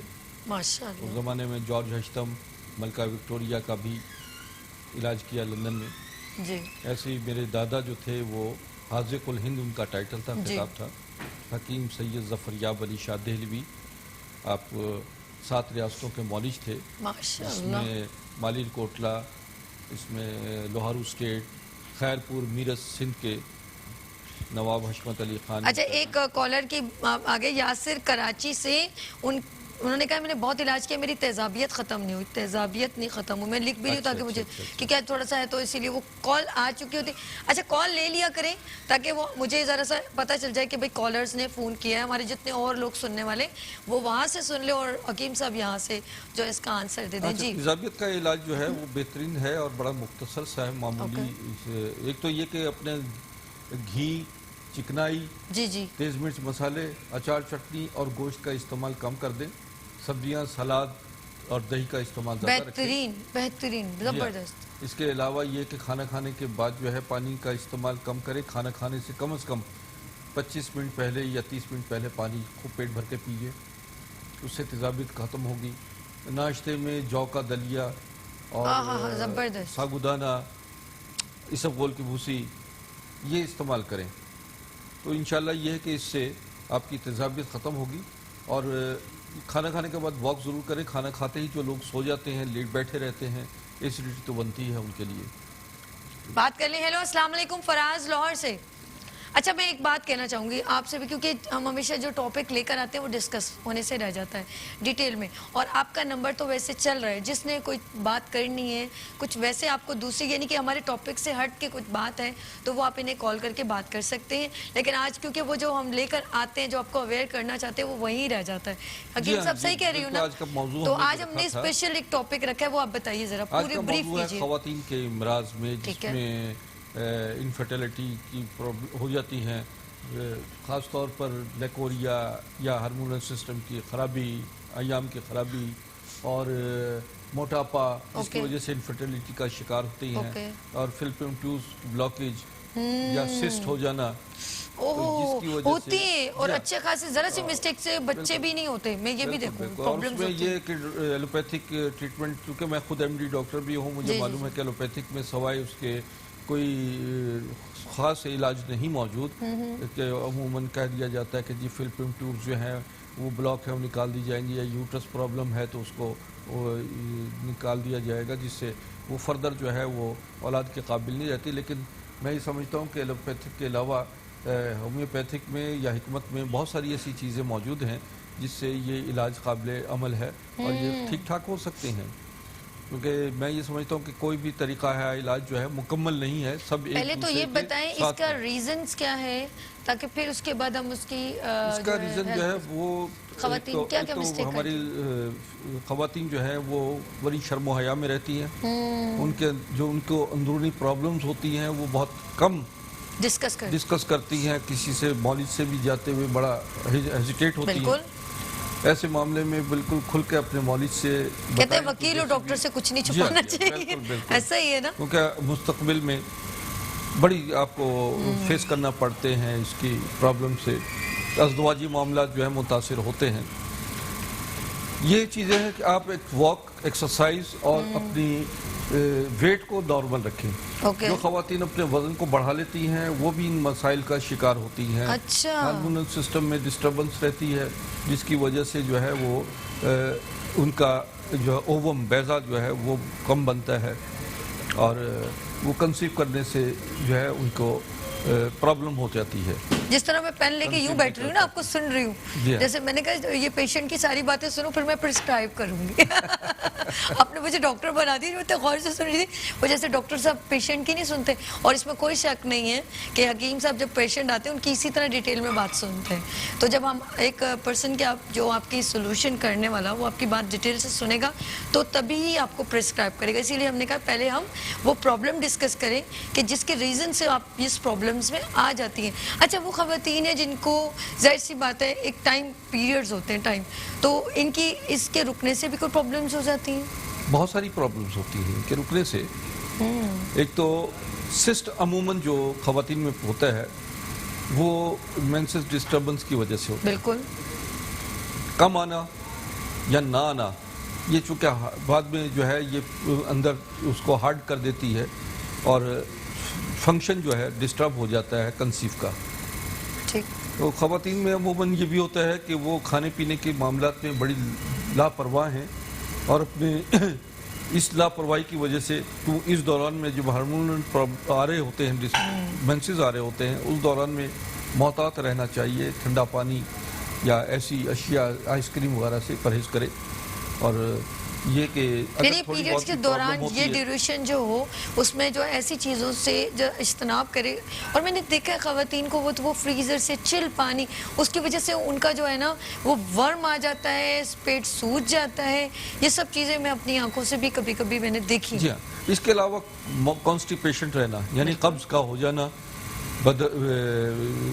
निज़ामी जो है उससे भी आदमी के अंदर प्रॉब्लम पैदा होती है। अच्छा। निज़ाम हज़म की ख़राबी है जिसकी वजह से जो है वो blood pressure, cholesterol level high हो जाना, तो वो भी तेज़ाबियत का मामलात भी होते हैं। आप क्या इसके लिए होम रेमेडी, ठीक है आपके पास तो ऑफ कोर्स एक आप पता आप ऑफ कोर्स एक मेडिसिन जो भी आपकी है हर्बल प्रोडक्ट तो देते होंगे, लेकिन एक नेचुरली वे में क्या ख़वातीन को खाना चाहिए कि वो इन पीरियड्स में या इन चीज़ों में प्रॉब्लम्स में ना आए, और कौन सी चीज़ों से अवॉइड करना चाहिए?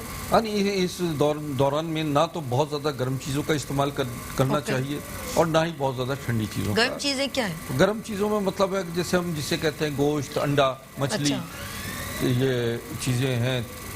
गोश्त, अंडा, मछली जो है ये अमूमन लोग ज़्यादा इस्तेमाल कर रहे होते हैं, इसको भी कम करें। और इसी तरीके से घिया, तोरी, शलजम, टींडे, कद्दू वगैरह, इसमें गोश्त का थोड़ा सा मिज़ा ज़रूर रखें, तो उससे ये रहेगा। और फलों का इस्तेमाल जो है वो आपको सेहत भी पैदा करेगा, आपके अंदर खून के दौरान भी पैदा करेगा। और इसके अलावा दूध, दही और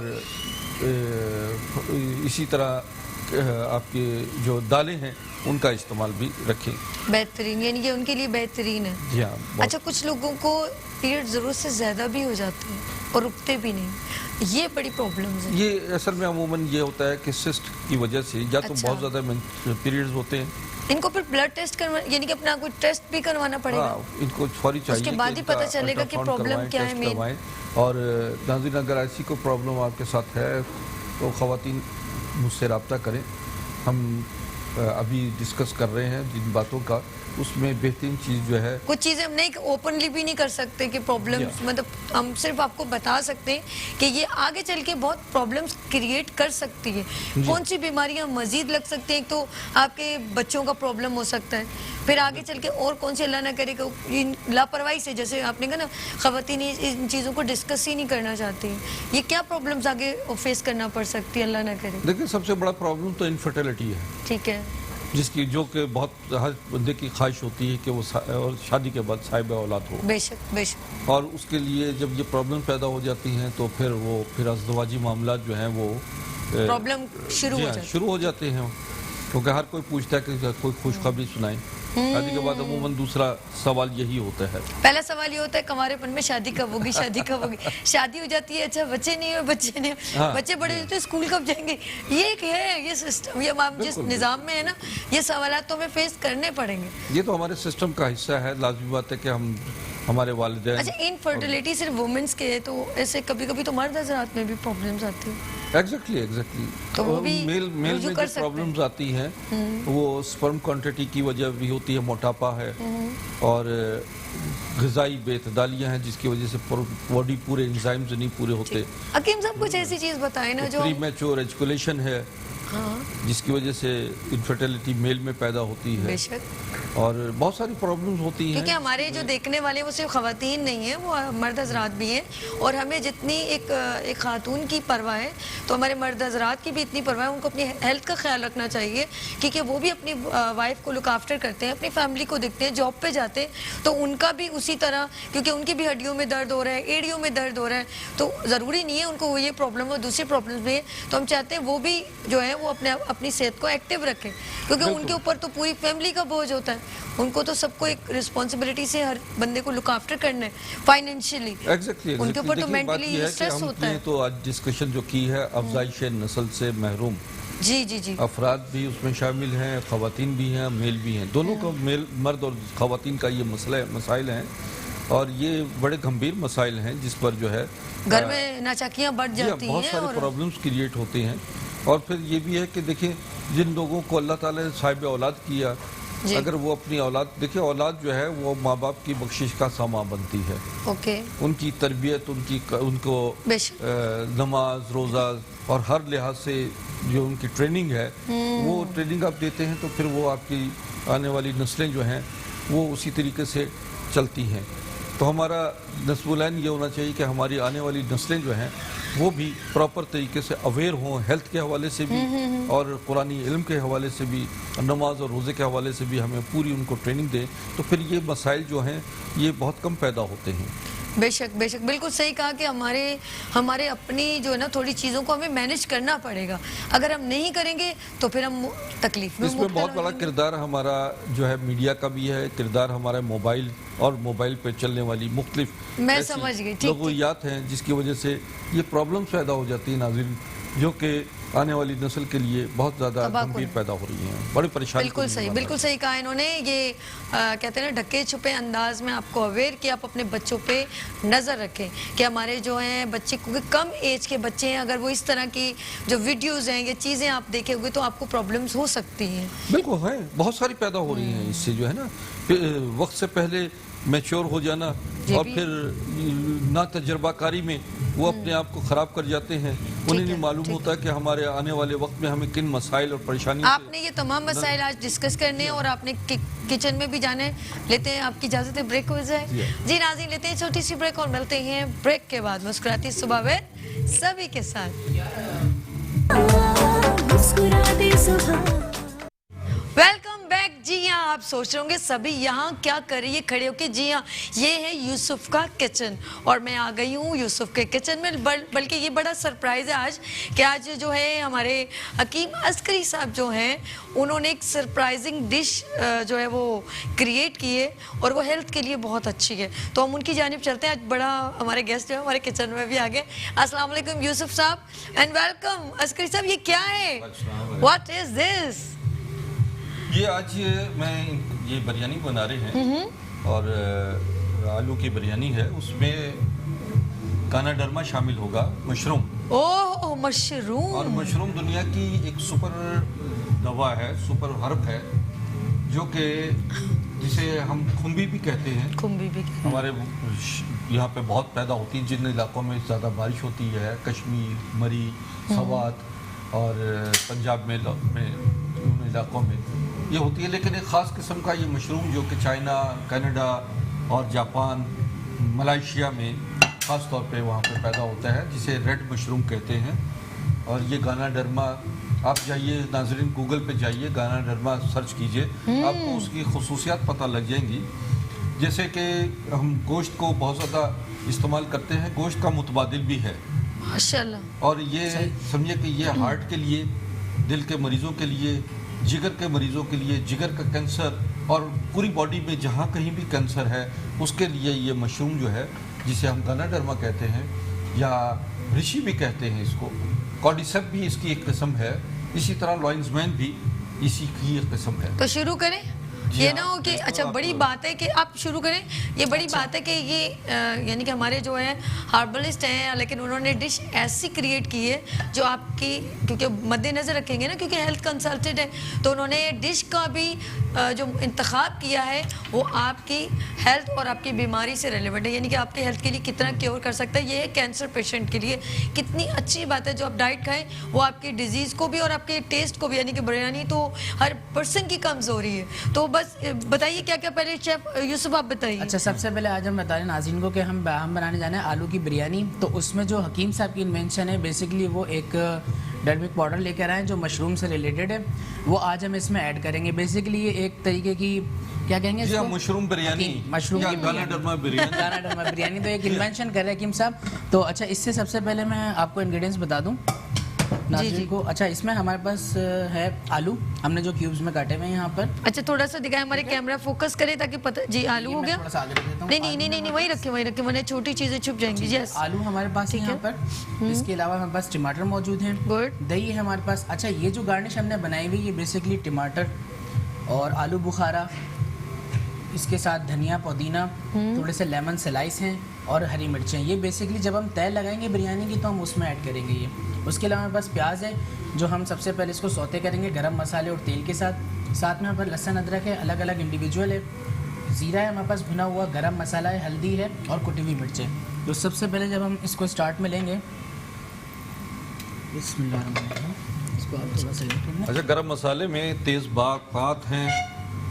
अच्छा, मैं ये अभी इन्होंने जैसे प्रोसीजर बताया, लेकिन आपके लिए एक सवाल आया कॉलर का जी। कि फायजा फ्रॉम कराची, उन्होंने कहा है कि लड़कियों की हड्डियों से पानी, आपको पता है जिस्म का एक होता प्रॉब्लम होती है उसे, ठीक है, तो उसके बारे में कुछ होम रेमेडी बताएं और बताएं क्या करना चाहिए। वैसे तो फायजा आप हकीम साहब से कांटेक्ट भी कर सकती हैं, उनका नंबर थोड़ी देर बाद स्क्रीन पर चल रहा है, लेकिन फिर भी वो हकीम साहब अभी बताएंगे। साथ साथ ऑयल भी गर्म हो रहा है, जैसे बताएं कि जी किस तरह जो है जिस्म की हड्डियों का पानी हमारी, यानी कि स्केलेटन जो स्ट्रॉन्ग हो जाए।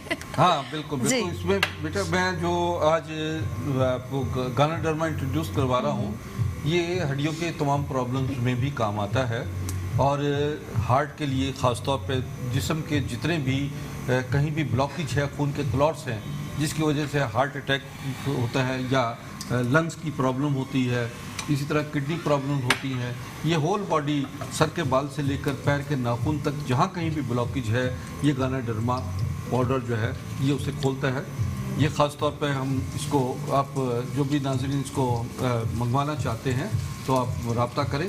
अच्छा, इसके अलावा ये कि हड्डियों का पानी का एक और बड़ी वजूहात जो हैं वो हमारी ग़िज़ाई बेतदालियाँ भी हैं और जिसकी वजह से जो है वो हम समझते हैं कि ये जो आपके फास्ट फूड हैं, जंक फूड हैं जिन्हें कहते हैं, और ये अच्छा, जंक ये फूड जो है, मैंने देखा है लोग जो टाइम पर सोते नहीं हैं या अपनी नींद को भी एक वो करते हैं उससे भी ये बेतदालियों में आ रही है। बिल्कुल बिल्कुल बिल्कुल लाइफ का स्टाइल, लाइफ और स्टाइल। फिर ये कि रात 12 बजे से लेकर सुबह 4 बजे तक अल्लाह ताला ने एक सिस्टम बॉडी का ऐसा बनाया है जिसमें बॉडी के एंजाइम्स जो हैं वो काम करना शुरू करते हैं, जिसमें इम्यून सिस्टम आपका साउंड होता है और आपके रंग यानी कलर जो है वो फेयर होता है, आपके बाल का प्रॉब्लम जो है वो सॉल्व होता है, यानी पूरी होल बॉडी जो है वो बाकायदा सिस्टमेटिक होती है। वाओ, यानी कि ये कुछ बड़ी बात है कि अच्छा यही हम लोग सही तरह टाइम पर सोते ही नहीं है तो फिर ऑफ कोर्स हमारा जो है पूरा इंटरनल सिस्टम डिस्टर्ब हो जाता है। यूसुफ, प्याज आपने अब हमने सबसे पहले मैं बता देता हूँ, हमने ऑयल डाला इसमें, प्याज हमने अनियन ऐड करी, उसके बाद जो साबुत गरम मसाला था वो हमने डाल दिया ताकि अच्छे से वो जो है इसमें हो जाए। उसके अलावा हमने लहसुन अदरक शामिल किया, इसी के साथ हम इसमें शामिल करेंगे टमाटोज हैं हमारे पास, हाफ के जी के करीब है टमाटोज हमारे पास, ये हम शामिल करेंगे इसमें। Good, very good. इसके बाद हम इसमें आलू ऐड करेंगे, लेकिन इसकी जस्ट थोड़ी सी बुनाई हो जाए फिर।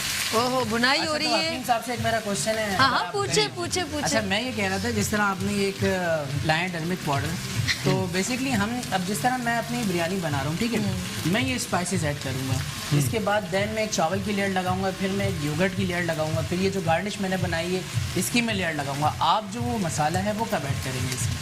जब आप गार्निश की लेयर लगाएंगे, ठीक है, उसके ऊपर जो है हम ये मसाला जो मैं भी शहीदों में नाम लिखवाऊंगी, मैं पता क्या कर ये शामिल होगा। मैं सोच रही हूँ। हाँ। अच्छा, आज आप पहले भी इन्होंने मेरे साथ पेशावरी कढ़ाई बनाई है, अभी रिसेंटली मंडे को था, मंडे को खैबर पख्तूनख्वा शो था हमारा यहाँ, बड़ा मजा आया, बहुत मजा आया। अच्छा, नाज़रीन ये भी सोच रहे होंगे एक चीज़ जो है जो सवाल जी बताइए ख़वातीन और हज़रात के दरमियान में होगा कि ये इटालियन डिश भी आ रही है, इंग्लिश डिश भी ये बनाते हैं, समझिए ना, पाकिस्तानी डिशेज भी बना रहे हैं, ये क्या चीज़ है? ये असल में ये है हर्बल डिश। हाँ, मैं यही तो नाज़रीन से कहती कि कितने अच्छे हमारे हकीम साहब है जो इन्होंने मद्देनजर रखा है डिजीज हेल्थ के हवाले से, हाँ? हर लिहाज से आपको एक ये दवा की दवा है, ग़िज़ा की ग़िज़ा है, ज़बरदस्त। और इसमें जो है जो कुछ आप यानी इस डिश को इस्तेमाल करेंगे तो जो हार्ट के मरीज़ हैं उनके लिए, जिगर के, मैदे के, ब्रेन ब्लॉकेज है, ब्रेन ट्यूमर है, समझिए ना। अच्छा, कभी कभी टेस्ट भी तो चेंज कर, जैसे आपने कहा ये नेमुल बदल है गोश्त का, तो ये तो अच्छी बात है कि कभी कभी इंसान को ज़बान का टेस्ट भी चेंज करना चाहिए। कभी कभी आप जैसे फिश खाते हैं तो कभी प्राउन भी खा लें, तो इसी तरह मशरूम भी खाएं और इसे खुम्बियाँ भी कहते हैं, लेकिन ये अवेलेबल एज स्टोर से ही होंगी? नहीं, ये हमसे स्टोर से भी होती है, लेकिन मेरा ख्याल है अगर आप डायरेक्ट हमसे मंगवाएं।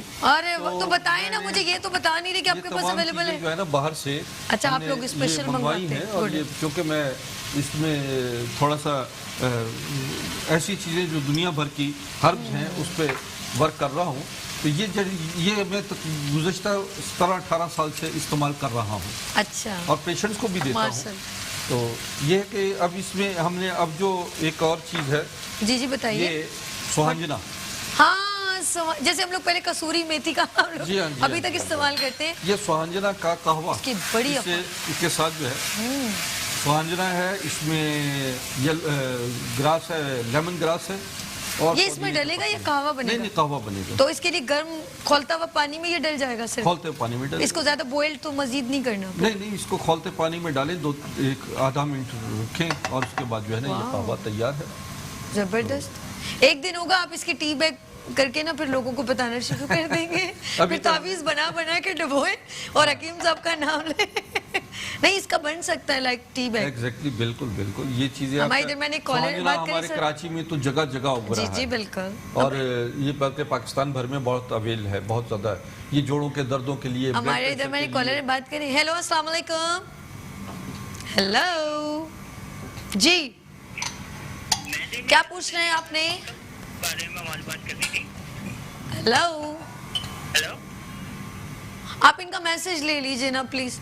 आप प्लीज, डिस्टरबेंस होती है बात। जी, समझने का दरख्त तो हर जगह अवेलेबल है, जी ठीक है। स्वांजने की फली, फली, ओहो, स्वांजने के पत्ते दोनों, इसकी जड़, सब चीजें काम की। सब चीजें बहुत काम की हैं, जो कि पूरी होल बॉडी के लिए।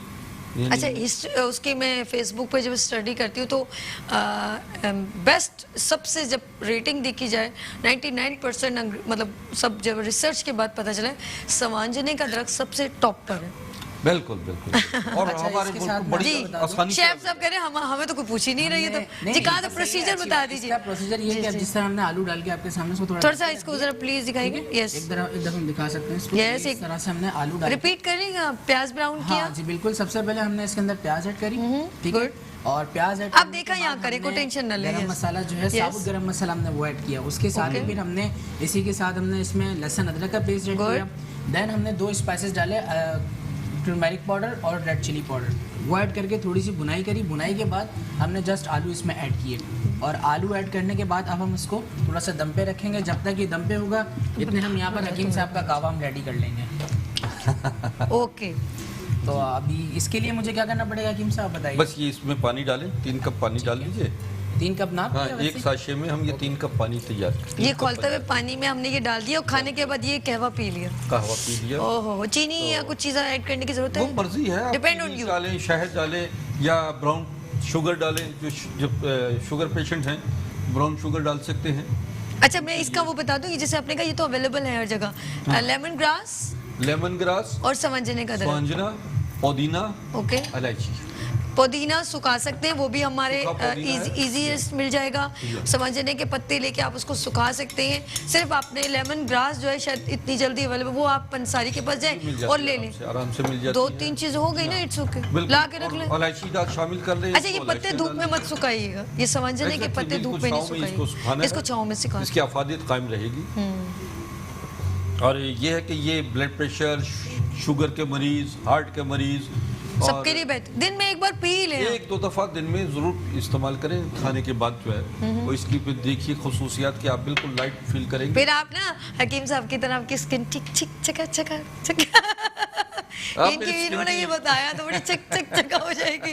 वो कहते हैं ना चिन चिन चिन चिन वाली, वो एक रेजर का आता है मुझे मुझे हम लोग इसको बड़ा कॉमेडी में लेते थे, तो मैंने कहा अभी इनके लिए शुरू कर दूंगी, चक चक चकास हो जाएगी आपकी स्किन। जी, हम मजा जरा एंजॉय भी करना चाहिए, हर इतना कोई चाहता है कि ड्रैग मेरी स्किन जो है बहुत ग्लो वो करे। फेयर हो, स्किन जो है जी, glow आप करे। शेफ मेरे बुक क्या अच्छा, क्या इसकी जी तरफ जी मैं बता दूं कि जब तक आलू बॉयल आ रहे हैं, यहाँ हम ग्रीन टी बना रहे हैं अपनी जो है हकीम साहब की।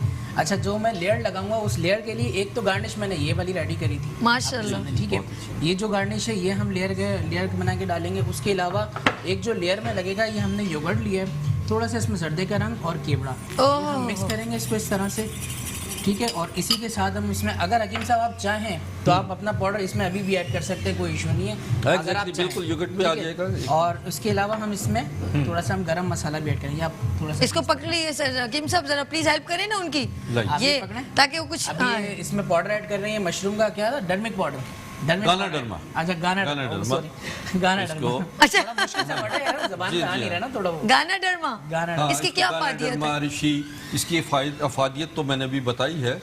ये साथ साथ ये स्किन के लिए बहुत ज़बरदस्त चीज़ है। ओह, और इसके अच्छा, थैंक यू। अब ये हकीम साहब ने इसमें गाना डर्मा ऐड कर दिया, ठीक है। ये ओह, ओह, ओह। हाँ, इन्वेंशन हो गई हकीम साहब की तरफ से हमारे लिए और आपके। इस डिश का नाम मैं सोच रही हूँ मैं कुछ। बिल्कुल, आप हकीम साहब प्लीज इसे इसको पकड़िए। मशरूम और में इसमें हम कॉर्डिसप गरम भी मसाला ऐड होती है। करेंगे। अच्छा, कॉर्डिसप मशरूम बिरयानी डिश बाय हकीम असगर। मशरूम आलू की बिरयानी आप मशरूम आलू की बिरयानी। इजी वर्ड में लेकिन जो नाम इन्वेंशन बाय हकीम अस्करी। जी नाज़रीन, लेते हैं छोटी सी ब्रेक और मिलते हैं ब्रेक के बाद मुस्कुराती सुबह विद सभी के साथ और शेफ यूसुफ और हकीम अस्करी के साथ। Thank you. मुस्कुराते सुबह वेलकम बैक मुस्कुराती सुबह विद सभी। जी हाँ, हम यहाँ पर इस वक्त किचन में खड़े हैं। शेफ यूसुफ का किचन है और इस वक्त हमारे साथ ज्वाइन जो कर चुके हैं पहले से वो है हकीम अस्करी साहब। Welcome again. कहाँ तक चला आपका कहवा और बिरयानी दोनों चीजें? भाई ऐसे किसी काम के आप लोग नहीं है, कुछ नहीं कर रहे हैं आप लोग। बॉयल तो हो रहा है पानी और इसमें मैं माशाल्लाह खुशबू कितनी प्यारी आ रही है। अच्छा, इसके साथ मैं आपको बता दूं कि अब ये जिस तरह हमने ये रेडी हो गई ग्रेवी, ठीक है, इसको हमने थोड़ा सा स्लो कर लेना है। सिमर पे लाके अब हम इसमें जो चावल हमने पहले से बॉईल किए हुए हैं वो हम इसमें ऐड करेंगे। अभी मैं सच बताऊं, मैं टमाटर को नहीं छोड़ती, मुझे इतने पसंद है और ये इतने एंटीऑक्सीडेंट होते हैं, मैं लोगों को बता रही हूँ। Exactly, बिल्कुल। मुझे मैं नहीं रह सकती, पता नहीं क्या मुझे आदत है, मुझे बहुत पसंद है टमाटर। असल में दुनिया में सबसे ज्यादा दो ही चीजें खाई जाती हैं, टमाटो एंड पोटैटो। अरे वाह, बच्चों के लिए, बूढ़ों के लिए, टोमेटो सबके एंड लिए। पोटैटो। अच्छा, ये तय लग रही है? ये तय मैं लगा रहा हूँ इसकी, ठीक है। ये फर्स्ट लेयर है। ओके, अब इसमें हमने थोड़े से और डालें, डीप हो रहे, थोड़े से और डाल। डीप होंगे बिकॉज अभी एक लेयर और लगाऊंगा, जो तय दूंगा ना तो इसको ये दम पे आ जाएगी। डन इट, चलो। तो अब आप देखें इसमें ये जो गार्निश है, ठीक है, ओके, ये गार्निश मैं ऐड करूंगा इसमें।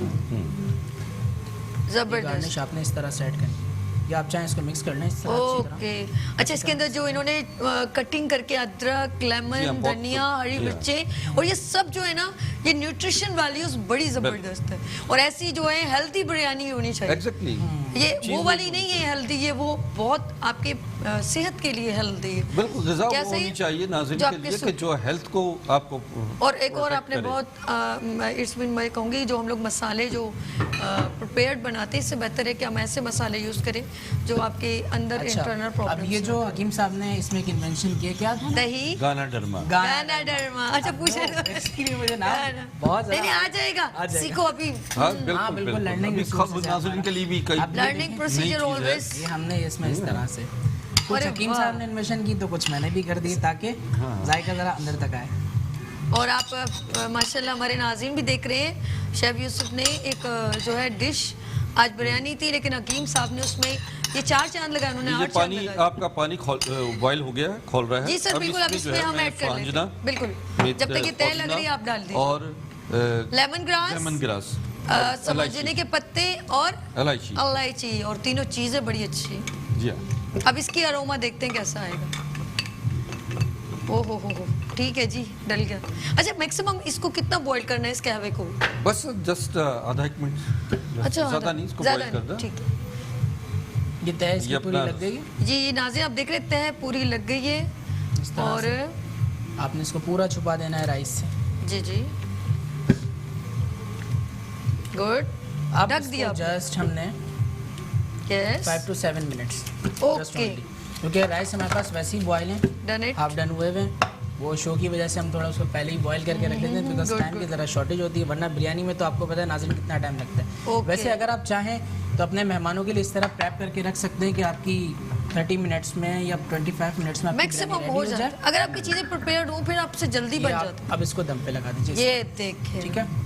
अब 5 to 7 मिनट्स जैसे, उसके बाद हम इसकी लेयर स्टार्ट करेंगे। हम चलते हैं अस्करी साहब के। अस्करी साहब आप लाइट बंद कर दें ताकि ये इसको मजीद ये ना क्या, अब इसको हम कितनी देर, थोड़ी देर इसी में छोड़ दें ताकि ये ढक दे। जरा प्लीज इसको ढक दीजिए और लाइट बंद कर दीजिए ये वाली ना। जी, दैट्स गुड। हम चलते हैं अपने, आप जब तक आप दम पे इसको करें और हकीम साहब से बात कर। जी नाज़रीन, हम करते हैं आपसे बात कंटिन्यू और चलते हैं अपनी जगह के ऊपर। और जैसे माशाल्लाह इतनी ज़बरदस्त जो बिरयानी चली है वो बिरयानी जो है बन रही है और साथ साथ बहुत अच्छा लगा आज हमारे जो हकीम साहब जो हैं वो उन्होंने हमारे साथ ज्वाइन किया। तो आज आपने देखा कि ये बहुत ज़रूरी है, आप हेल्दी फूड ज़रूर खाएँ, लेकिन हेल्दी फूड के साथ अगर आप अपने न्यूट्रिशन वैल्यूज़ को भी अगर आप मद्देनज़र रखेंगे तो वो आपकी जो फूड है, जो आपका खाना है, वो आपकी बॉडी को जो है वो बहुत ज़्यादा एनर्जी प्रोवाइड करेगा। और अपने बच्चों को भी खिलाएं और अपने बच्चों को भी खिलाएं। और आज बहुत अच्छा लगा कि समटाइम आपके पास अगर आप क्योंकि डेली गोश्त खाने से या आप यानी कि हफ्ते में 2-3 बार खाते हैं तो ज़रा सा चेंज लेकर आएँ। और मशरूम बच्चों को बिल्कुल जिस तरह उन्होंने कहा कि मशरूम आपके लिए बहुत ज़रूरी है। तो अब मैं चलती हूँ हकीम साहब के पास और बताते हैं कि वो जो है हेल्दी फूड्स कौन कौन से होते हैं। जिस तरह आज अपने बिरयानी के अंदर चेंज लेकर आए, और कौन से खाने जिनमें जो चेंज आ सकता है? बहुत सारी चीज़ें हैं, बहुत रिच, मतलब बड़ी इसमें ये समझिए कि एलोवेरा की डिशेज़ हैं, हाँ वो भी आपने जी हाँ, वो इंशाल्लाह। मैंने लास्ट टाइम कहा था, लेकिन ये कहवे की लाइट बंद कर दे शेफ प्लीज, जल्दी से फास्ट लीजिए। इसी तरह बाकले के लड्डू हैं, बहुत है। मैं अभी बता दूंगा तो शायद नाजरीन जो हैं बड़े एक्साइट हो जाएं। ओके। और तो बड़ी रेंज है जिसमें हम ये समझते हैं कि हर्बल फूड जो हैं उसके लिए डिशेस बहुत दुनिया भर में बड़ी लाइक की जाती हैं। तो अच्छा, यहाँ मैंने की- एक बार देखा कि पता नहीं इंडिया था ये कौन से कंट्री था, वो एलोवेरा का जो है ड्रिंक बना रहा था, ऐसी मतलब रेडी वगैरह पे ही लगा था, लेकिन वो जितना क्विकली वो कर रहा था, एलोवेरा का बकौल आपके कॉन्सेप्ट है, क्योंकि वो वाकई में बड़ा उसका जायका जी हाँ। कड़वा होता है जैसे करेले की तरह, बल्कि उससे भी ज़्यादा हार्श होता है, उसको आप चख भी नहीं सकते हो बहुत लेकिन वो पर्सन इतनी क्विकली, क्योंकि उसके तो हाथ चल रहे थे, जल्दी जल्दी उसने बीच में से उसका निकाली, उसका मतलब गिलगिल सी जो उसकी लस्सी सी जी होती हाँ, है जी, जी, बिल्कुल। उसके फ्लफी सी वो निकाली, उसने उसको ग्राइंड किया, उसमें पता नहीं क्या उस बंदे ने खटपट और इतने मजे का ड्रिंक, और लोग उसको बड़े मजे से नहीं, सिप मैं कर रहे आपको हैं, जस्ट लाइक जैसे गन्ने का एलोवेरा शरबत का पी रहे हो। शेक बनाना बताएंगे। एलोवेरा जूस है, एलोवेरा खीर है, एलोवेरा के फूड्स हैं। अल्लाह, इसी तरह अच्छा, बहुत ऐसा सारा- चेंज जी हाँ, होना जी हाँ, चाहिए। बिल्कुल।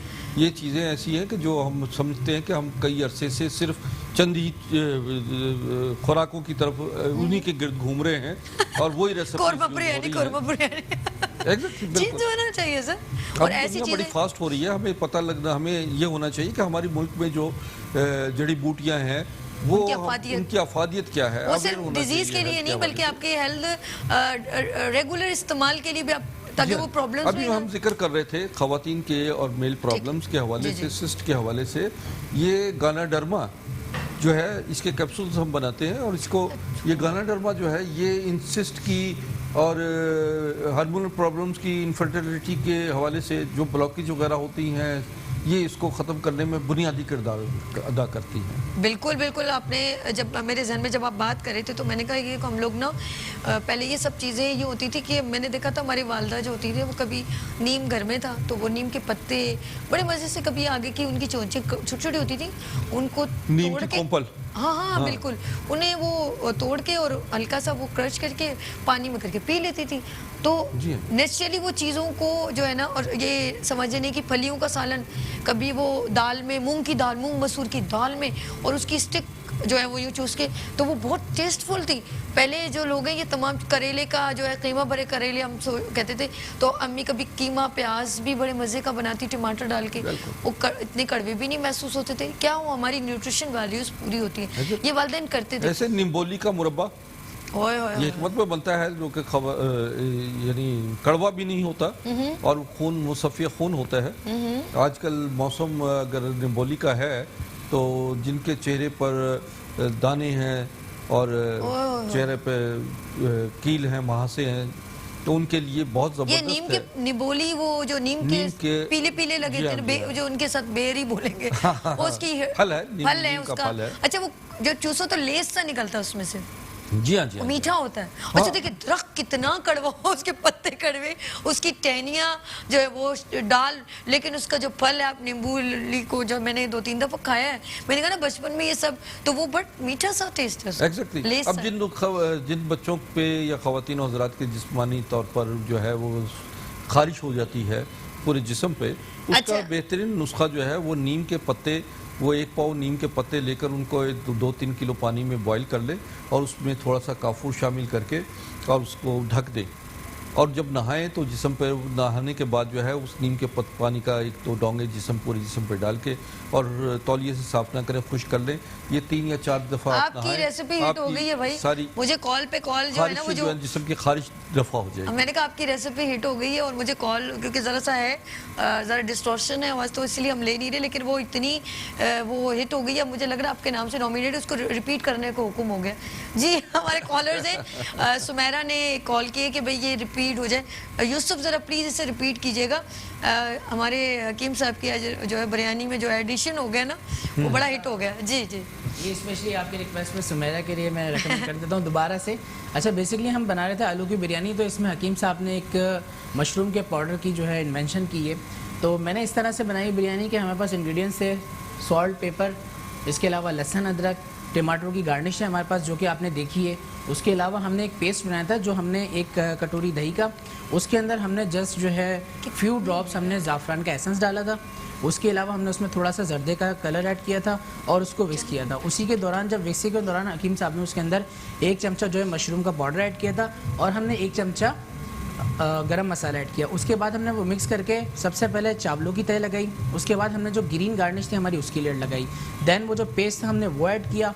वो ऐड करने के बाद जो बॉयल राइस थे बाकी के हमने ऐड करके इसको 5 to 7 मिनट्स के लिए हमने सिमर पे रख दिया। अब ये दम पर है, जस्ट इसको मैं 2 से 3 मिनट्स बाद इसको मैं ओपन करूँगा और ये रेडी है। अच्छा, मैं यूसुफ से भी ये कहूँगी क्योंकि टाइम हो गया खत्म, तो हम डिश आउट तो नहीं करेंगे, लेकिन मैं कह रही हूँ मेरे एंड जो है वो आपके कैमरे पे हो और आप उसको सिर्फ ऊपर ढक्कन कर लीजिएगा, उसके ऊपर आपका, क्योंकि अभी लाना मुनासिब नहीं होगा टाइम पर, तो आप ढक्कन हटा दीजिएगा, आपके प्रोग्राम आप तक जो है वो एंड हो जाएगा। जाते जाते सर हकीम साहब आप मैसेज दें ताकि हमारे नाज़रीन आपसे बात करते हैं, एवरी फ्राइडे आप आते हो, तो एक छोटा सा मैसेज, शॉर्ट सा मैसेज। जी नाज़रीन, मेरा नंबर तो आपके सामने स्क्रीन पे चल रहा है, जिन लोगों को प्रॉब्लम है वो मुझसे रब्ता कर सकते हैं। हर जुमे को मेरा यहाँ प्रोग्राम होता है। और फिर यह है कि देखिए, ज़िंदगी आपको दुनिया में एक दफ़ा और पहली और आखिरी दफ़ा इंसान को आना होता है। आपकी छोटी सी गलती पूरी आपकी ज़िंदगी को जो है परेशान कर सकती है या दूसरों की ज़िंदगी को बर्बाद कर सकती है।